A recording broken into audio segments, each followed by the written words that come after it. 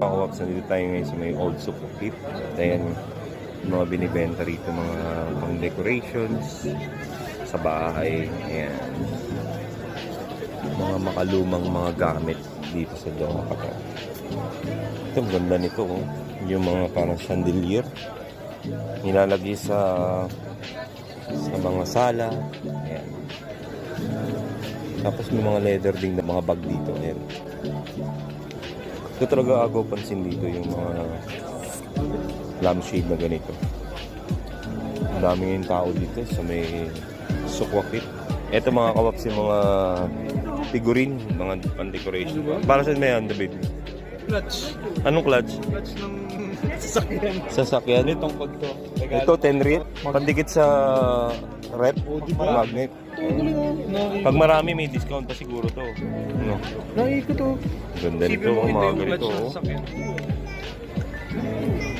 Ayan, dito nga makikita yung mga sinaunang mga establishment dito sa may Sukwakip.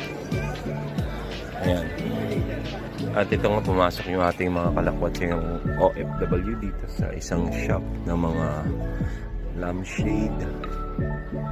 Iba't ibang klase ng mga lampshade yung mga nandito. At talaga namang ang ganda ng mga disenyo. Ito yung mga lampara ba tawag dito? Ano bang tawag dito? Genie and pre. Genie. Tapos meron pang mga ganito. Mga accessories. Ayan, mga ganito. Kataal. Mga quintas din. Ito. Yung damit na ano, no? Ay, yung na-touch. Yung na-touch nakalagay. Ang gaganda ng mga dekorasyon sa bahay, no? Mga figurine. Nakalagay do not touch kasi yung mga babasagin yung mga naka-display dito. Kasi may mga ganito pa na pailaw.